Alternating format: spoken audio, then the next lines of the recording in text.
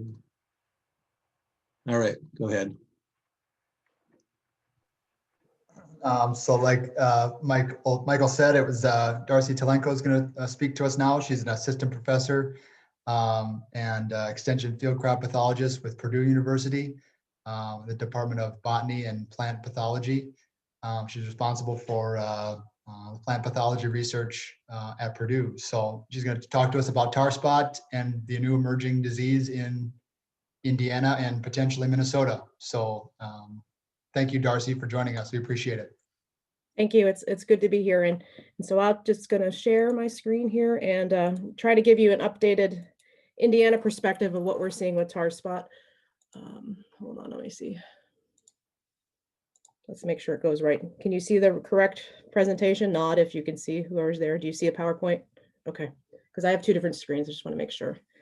Yeah, so today I'm just going to give an update of what we've learned in Indiana the last couple of years, and then maybe what to watch out for in Minnesota, since we know there are some pockets where you found Tarspot, but I don't think it's gotten up to concern as much as we've seen here in Indiana.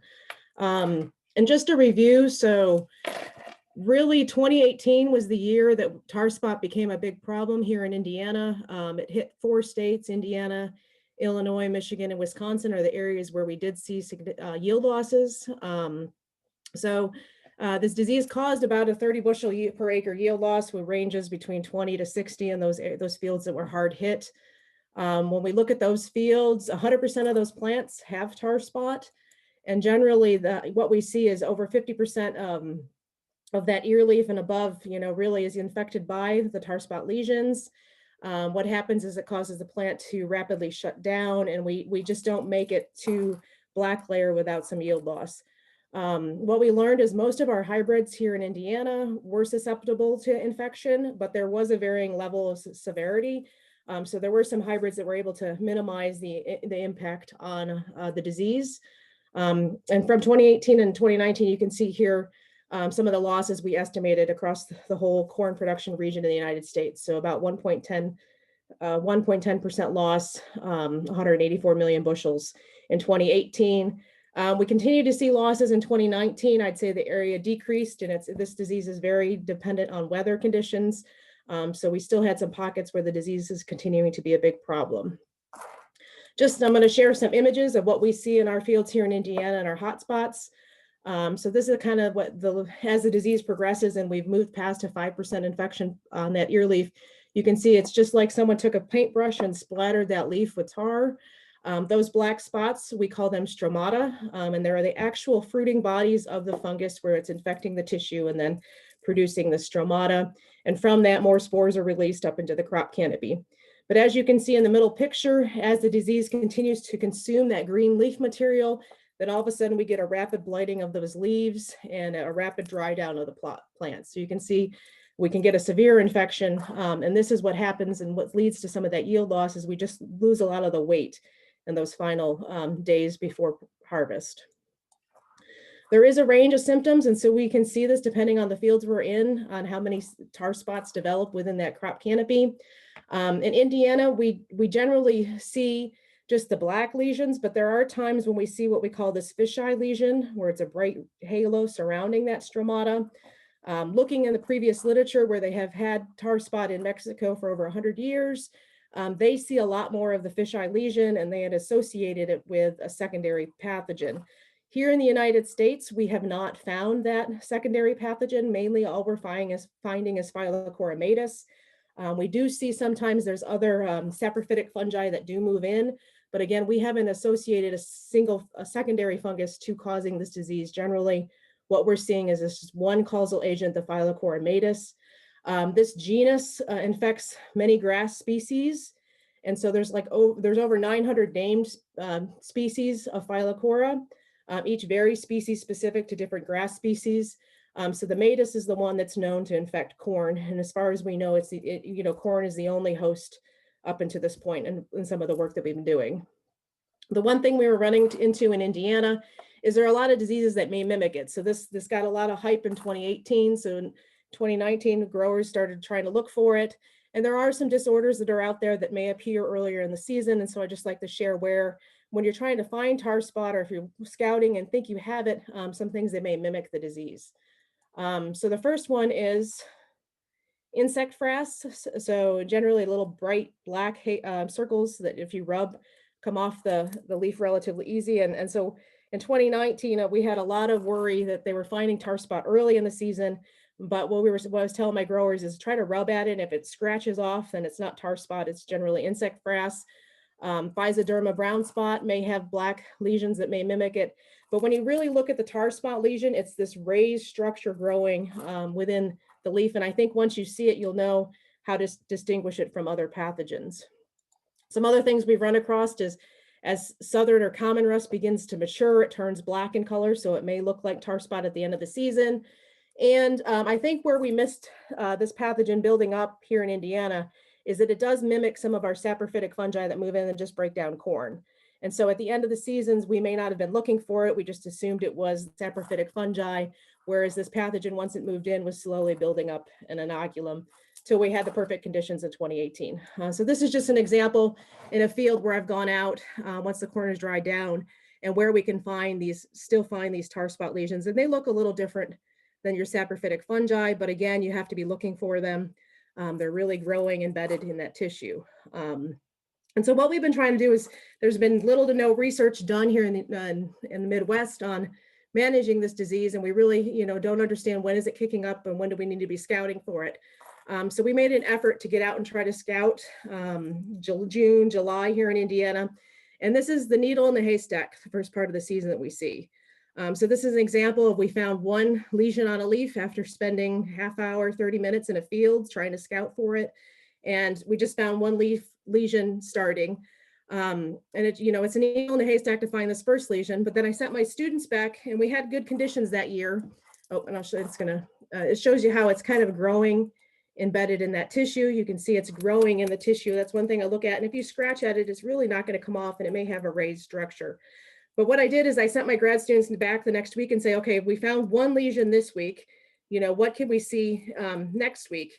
And it's amazing how fast, once it gets started in the crop canopy, it changes. And so this is what they sent me back pictures of the field the next week. So we rapidly go from one lesion, once the disease finally kicks up off that debris, to when the conditions become really conducive, we can find numerous tar spots. Now these leaves were still in the lower crop canopy. So if we can scout early and scout often, we might be able to protect that upper canopy from infection. But this is the one thing that's concerning about this disease. It can go, once we have conducive conditions, it rapidly can spread up in the crop canopy.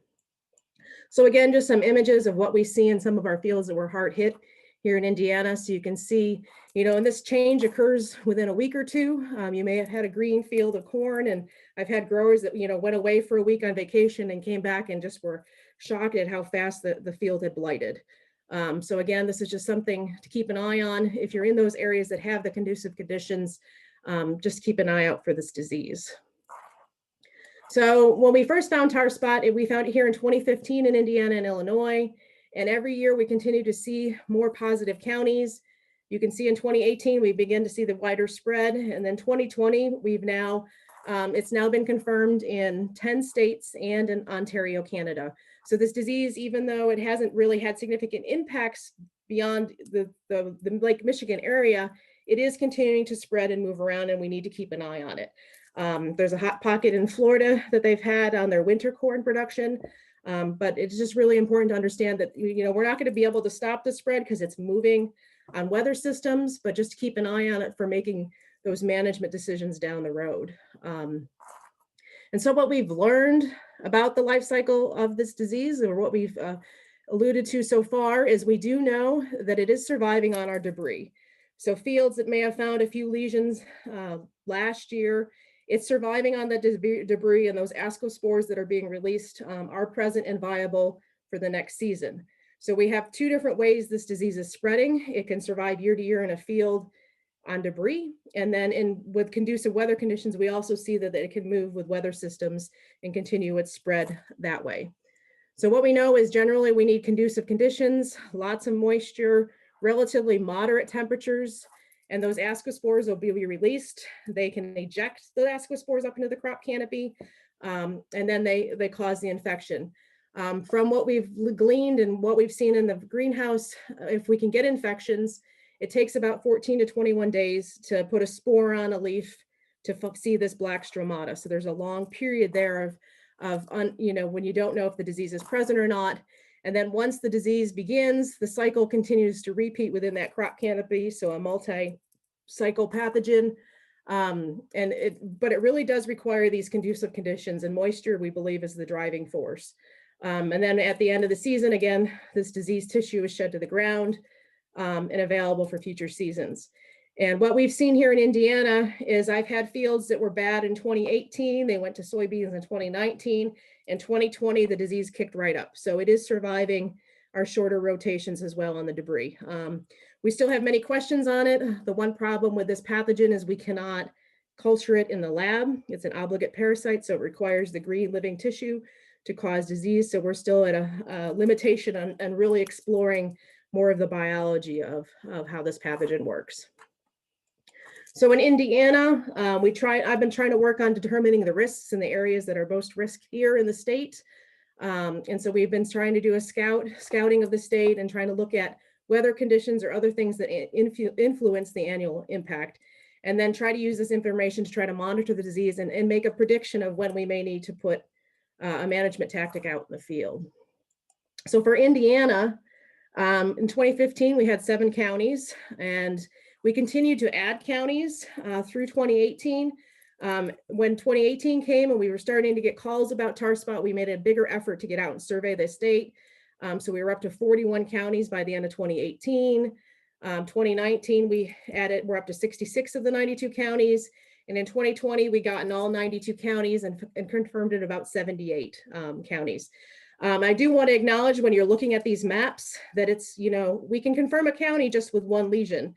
And so it was important to me, not only just we could turn the state yellow or red, saying, yes, the disease is there, but it was also important to understand how severe the disease is, because it changes from the northern part of the state to the southern part of the state. So as part of our survey, we also looked at how many plants in the field were infected, how easy was it found, how severe was the disease on the leaf. And I just want to remind you of our disease triangle. So again, we have our susceptible host. So that's corn. All hybrids are kind of variable in their susceptibility. Generally, infections, what we see is coming in at the late vegetative stage, and then the infection takes off. Our pathogen, we know it's overwintering here in Indiana. So it's already present here in the Midwest, but it also can be moved by spores.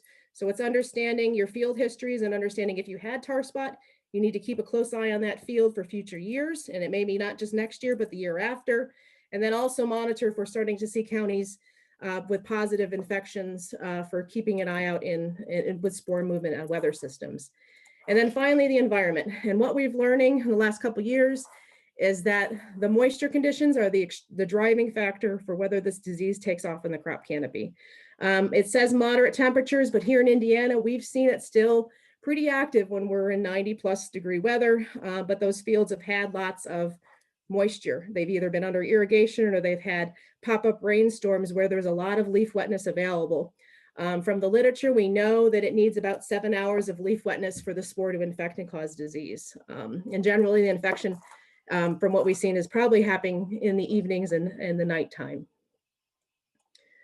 So again, if we go hot and dry, then the risk for Tarspot seems to drop off, but it's when that unfavorable environment is there, that's when we see that the conditions become very conducive.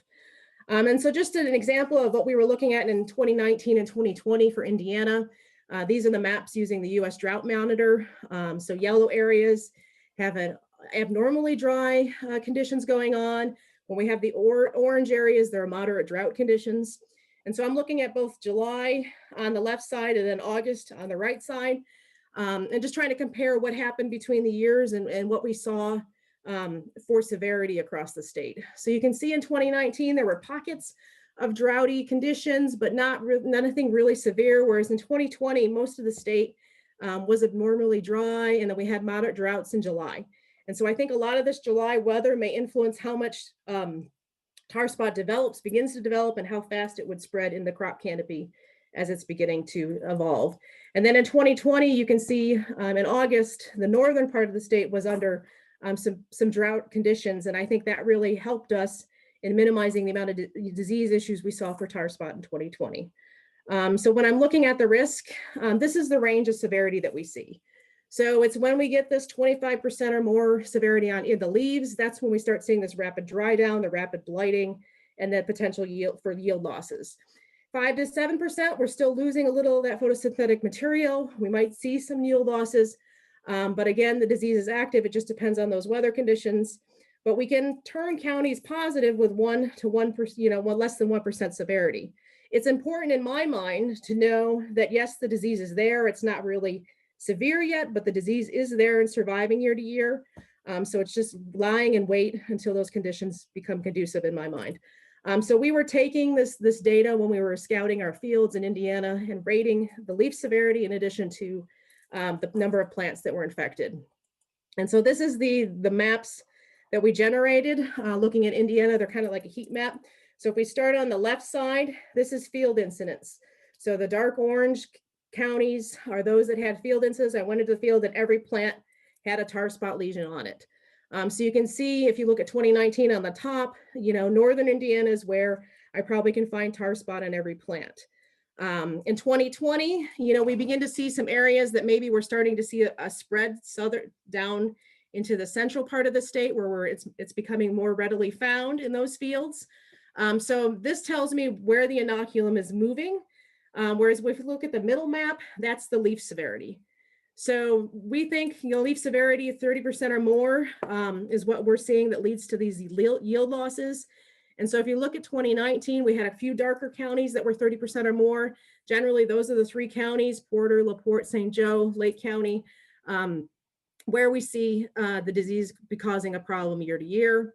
But as you move south in Indiana, the leaf severity drops. Those light tan colors are less than 1%. So we just found a lesion here and there in those fields. And if you look at 2020, our leaf severity dropped way off in northern Indiana a little bit. So we did have pockets of areas where there was rain, where there was significant impact of tar spot. But when in our survey, it was not as severe as in 2019. And that corresponds more to those droughty conditions that we were seeing at the end of the season. We really didn't see those pockets of tar spot becoming a problem in the northeast part of the state. And so then what we do is we take incidence and severity and we put them together and look at a field index, which is the maps on the far right side. Again, you can see northern Indiana is the area where we've seen the problems consistently since 2018. But this map also tells me that I start to see some pockets developing in central and southern Indiana as they have conditions that are conducive or as the inoculum begins to build up. And so that tells us that, growers in those counties need to keep an eye out for this disease and just know that it may be a problem in future years, especially if we have, lots of moisture conditions or we go a little cooler during the August weather. It may become a problem in that season. So far for the last 3 years, I guess, of looking at tar spot, it's continuing to spread in Indiana. So we went from 7 counties to 78 in 5 years. Again, when we did our scouting and survey, about 89% of those fields we scouted in 2019 were positive, about 75% in 2020. There were 14 counties in 2020 that we couldn't find in the fields that we scouted. It doesn't say it may not be there, but in just those fields, it was really hard to find. So it was still a needle in the haystack of trying to find tar spot within those fields. So I think there's still relatively in Indiana, a lower risk in the central and southern part of the state, and then a higher risk in northern Indiana where we have that lake effect weather that allows for those long dew periods. And so if we look at Minnesota, you have some pockets in that, southeast quarter of the state. It's just understanding that the disease may be there. It might start to continue to spread, but we need to monitor those weather conditions to see how conducive it will be for developing within the crop canopy. And just so to look at the development, we have a research farm that does have good tar spot inoculum loads, so we can do some more in-depth research on this. This is looking at the development of tar spot within the crop canopy. So this is for last year in 2020. Tar spot started about the 28th of July. It was 2 weeks later than what we saw in 2019. And then what we do is we monitor tar spot at the ear leaf -2 and +2 to see its movement within the crop canopy. So as the disease continues, and generally we start seeing it around R1, and it's really slow to develop, and then all of a sudden it seems to take off right before R5. So you can see there's a rapid increase of the disease in the crop canopy. I'd say in 2019, if I look at that disease curve, it was a little more exponential. We had a little more conducive conditions. But again, it remains relatively low, and then it kicks up at the end of the season. And that change that we've seen, it's a 2-week change. And so this is an example of what we saw in 2019 in our non-treated plots. So they were green, but we still had, if you look closely, there's about 5% of those black spots in there. And then we came back 2 weeks later, and that's how rapid this disease can blow up within the crop canopy and shut it down. So this is what's really concerning, is once it gets started and we have conducive conditions, it really can cause real problems within a field. So we established some coordinated research trials across these states, trying to look at fungicide efficacy, timing, and integrated disease management. So I'm just going to share some of those results with you on what we've learned so far. So we've been evaluating a number of various fungicide products that are already used in corn production to just try to look at their efficacy for Tarspot. So this is the general list of products that we've evaluated the last couple of years. And I'm going to show here Indiana first, and then I'll show the combination of the data across the 4 areas that have seen it. So again, here's our uniform fungicide trial, same chart as I showed before. The disease started on the 28th of July.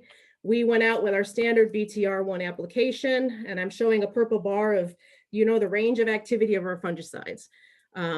So again, here's the non-treated control curve. So you can see that, it starts to take off around R2, and then we follow it all the way out to R6 till we get to black layer, just to see what that season-long control looks like for these fungicides.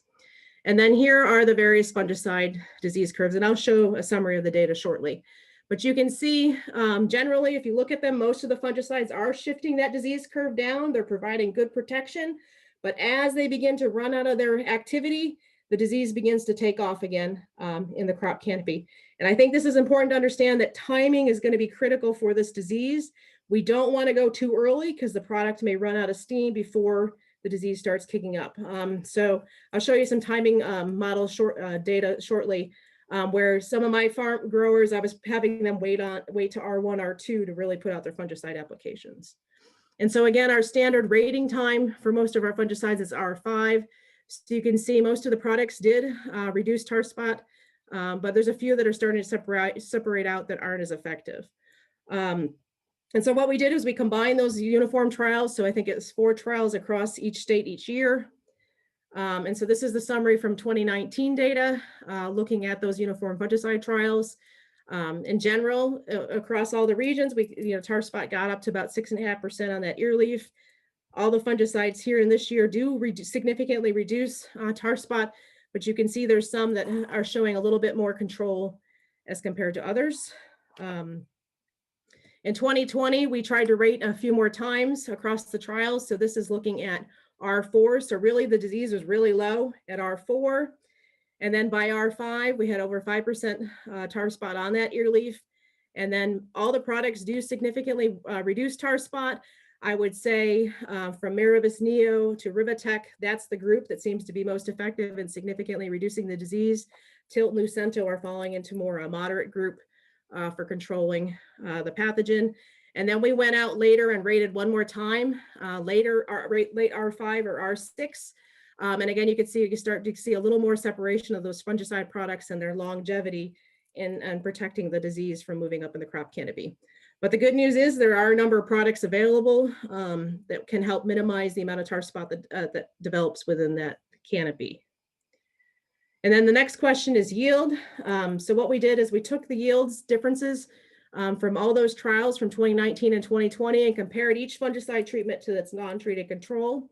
And when we look across that, on average, we see about 6 bushel per acre yield response.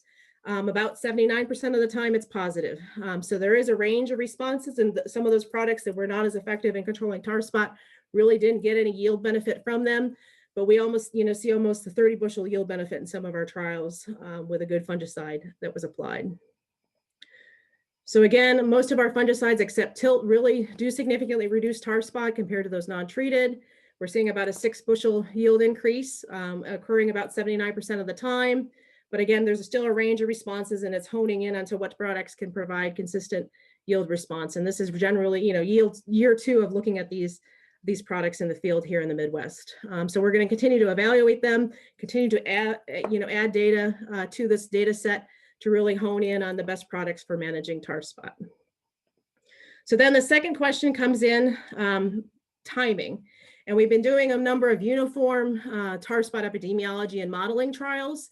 So in 2019, there were 6 locations in Wisconsin, Minnesota, Indiana, and Illinois. We wanted to look at spray applications starting at V6, and then also looking at using a model-based tool, the Tarspotter app. This app, I think, will be available this season if you're interested in it. It hasn't quite been released yet, but we're working on, Damon Smith out of University of Wisconsin is working on getting that released to try to help better time our tar spot fungicide applications. But from looking at this in 2019, we went early and looked at those early applications compared to like a VTR2 application. And across the areas, again, the VTR2 applications were the best timings for controlling tar spot and minimizing the amount of disease that developed in the crop canopy. Our V6 application really was not effective. It ran out of efficacy by the time the disease kicked in. And then also the model apps didn't work. We didn't have any applications in Indiana or Illinois. So we're still trying to hone in on why the model is not working as well for us in our states. But again, we did find, this VT-R2 in 2019 looked the best. And then looking at 2020, we split apart the trials based on the disease pressure. So under the low disease environments, so there were 3 locations, 2 in Wisconsin, and I had 1 here in Indiana. And in Indiana, we didn't have a trigger. The disease remained relatively low, so no applications were made on the tar spotter. But then in Wisconsin, they had a V8 plus V12 application with the tar spotter.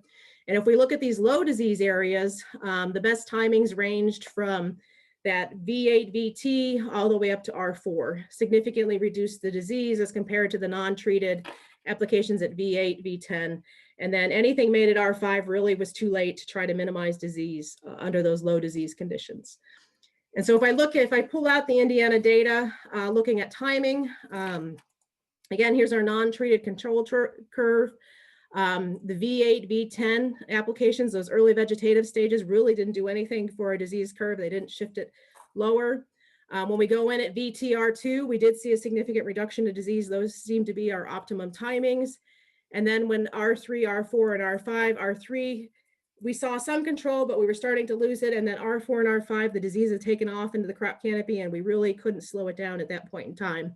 So again, this tells us to hone in on that early reproductive stages for trying to control this disease.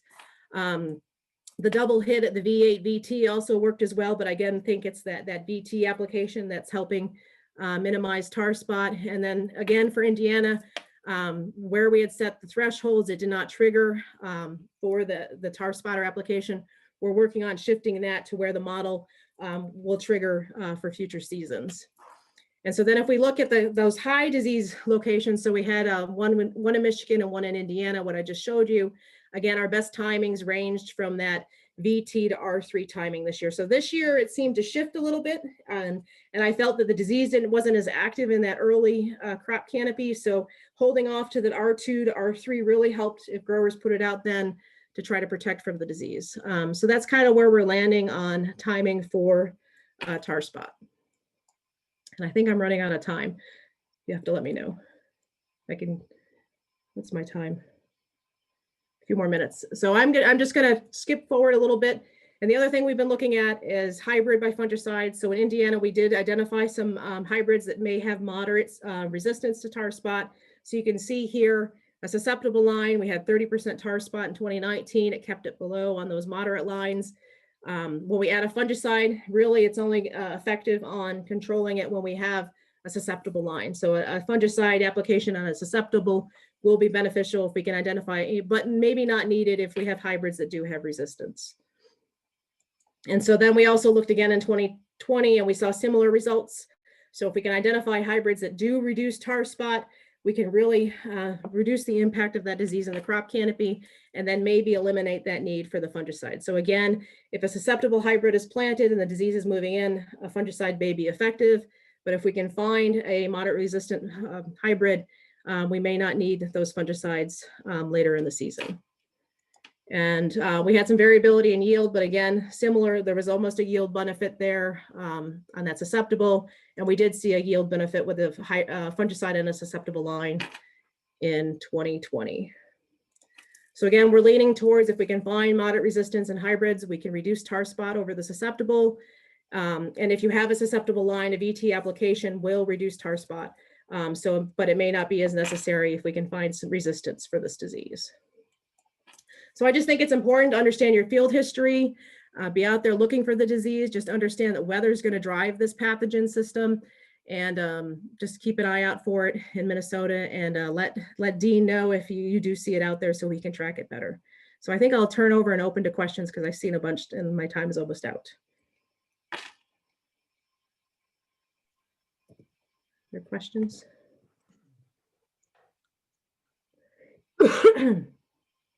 Okay, I believe the first question here that was, do you expect pressure from Tarspot to shift north?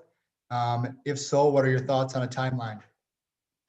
Well, so we know that the disease is moving north, right? And so then the timeline is all going to depend on what your weather conditions are. And I think that's what we're learning is we consistently see it in that northern pocket of Indiana around Lake Michigan. So if you have lake effect weather where there's long dews in the morning, those are the areas that are going to be highest risk, or if there's lots of rain coming through, that's where it can take off. Okay, and to piggyback off of that, my own thought is, can you describe what the difference in southern Indiana versus northern Indiana is, like temperature wise and rainfall wise? Is there less rainfall, more? We definitely have more rainfall up north. We have that pocket, and then it's a little moderate conditions as compared to southern Indiana. We're pushing more into the southern Kentucky, a little hotter, drier conditions in the southern part of the state. So I have problems with southern rust in southern Indiana and tar spot in northern Indiana. Okay. Next question from Jim Gill. And could the nutrient status of a plant affect disease expression? For example, nitrogen levels in the plant, low versus high, affecting that. So I think Michigan's looked a little bit on nitrogen, adding nitrogen, and we've had some anecdotal thoughts that where they added extra nitrogen, the disease takes off. The one thing that this pathogen is going to go for is it really likes our green, healthy corn. If the corn is stressed from other things, you may not see as much disease develop, but green, healthy corn, that the pathogen needs the green tissue to infect. But we really don't know we don't know yet on how the nitrogen may affect expression. But if you have lots of green, lush material, and we have later maturing hybrids, it's going to build up in those as it continues on the season, especially as things are, the later stuff, that when the disease is really kicking up and at the end of the season. Okay. Bruce Potter is wondering about how the field index is calculated. So that field index was just incidence by severity times together. It's a simple one. We just did a simple one for that to try to bring both together. Because I can look at fields where I can find a lesion, a tar spot on every plant. And then we just try to pull that severity together. Someday down the road, we may change it up a little bit like we do for scab or other ratings, but that was just a quick and dirty way to try to figure out where the risk pockets are for Indiana. Okay. When corn plants are being infected, do the stromata on the leaves close as part of a defense mechanism? I don't know on that. I would say, I think there's an opening closing factor on how the disease is moving in and out of the plant is more my thought on that. Then I don't think the plants are shutting down, but I think there's an open and closing factor that is going to lead to the disease moving in and out. But that's as far as we got on this pathogen so far. That's anecdotal. We're still just actually 2.5 years in on research here. Okay. Another question. Is this a new disease or has it been a problem in the past? This is from Jay Goose. For the United States, so that was first reports were in 2015. When you look at the literature, out of Latin America and Mexico, they've had it for over 100 years, but they talked about it as a complex, and I didn't get into this. So when he initially found it, we didn't have the two pathogens, we just had the one, and so it was assumed because both weren't present, we really didn't need to worry about it. And what we've learned is that was wrong. We only needed the one, and it just had to slowly build up inoculum. So what we're seeing here in the Midwest is slightly different from what they've seen in Mexico and Latin America, and the fact that they deal more with the two pathogens causing these fisheye lesions that are more readily found. We see fisheye lesions here in the Midwest, but they're not as profusely found. I mean, I see them develop later in the season, but generally it's just the phyllocora that's causing the problem. And so this is a new disease, and the fact that we haven't had in the United States before 2015. Okay. Okay. I don't know if we have any time. I have a question personally. So if you're a crop consultant in Minnesota, and I haven't seen the disease, I haven't identified it in our area, or nobody has, to my knowledge. Looking at corn in July, what field should we target if we're trying to find it? Is there different field settings that might affect it? So I would go with your fields that have had good moisture conditions. And then so those counties where Michigan or Minnesota is positive, that's where I would start if you're not in those areas, unless you start seeing it spread. Early on, it's low in the canopy. So we can find it. Generally, I don't find my first lesions till about the fourth or fifth leaf. And it seems to be a leaf maturity, but again, we haven't truly figured out when or what kicks it in. But I guess if you're up in areas that you haven't seen it, I just keep an eye, and I shared that map at IPM Pipe. That map is available all the time. So it currently shows the gray areas where we've confirmed it in counties. And then as the season goes on, if we find positives and I get a sample in, I will turn a county yellow to say it's active in that season.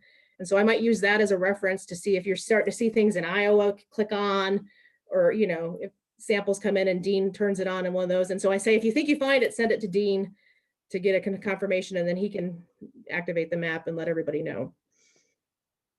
Okay. I think that's it for questions, unless anybody has anything else they'd like to ask of Darcy. I've got a question, Darcy. Not only is the disease defoliating type disease, but does it also cause stand issues late? Yes, it can. So I didn't see any this year in our trials, but Marty did in Michigan. And then I saw them last year. So if the plant is rapidly blighting, we can see that the stalk integrity is going down. And I'd again suggest as a pathologist, cut open that stalk. If it's clean and white and you have a lot of tar spot, that's probably the cause, but it depends on your field if you have other stalk issues moving in as well. But we do see it so in 2019, and where we were a little hit earlier on, I could walk down our untreated border rows and I can knock almost every plant over. So it can have that, and can cause some stalk integrity issues as well. And then we do see where there are pockets where irrigation may kick it up as well, depending on the year. Okay, one more question if I got 1 second. In these fungicide trials, is it ground application or aerial application? And do you see a difference, or would one be more effective than another? All our trial work is done with ground application, whether it's backpack or I have a high boy sprayer. And there's been some work that's been done looking at other diseases on aerials and helicopters versus airplanes and ground equipment. And really it's about coverage. It's more, if you can make sure you get the proper coverage in, we can manage any of the diseases, but it's just making sure you're getting that proper coverage, whether it's aerial or not. That's my thought on this. Now, this disease will show you where you missed. This one is one, it's not going to let you get away with skipping corners and stuff, because it will find that green material that's not protected. So I can see it in my plot. Sometimes I can see where ears were or leaves were folded and stuff, and you can see it just runs right up the strip where it didn't get fungicide. So this one will show us how good we are at coverage.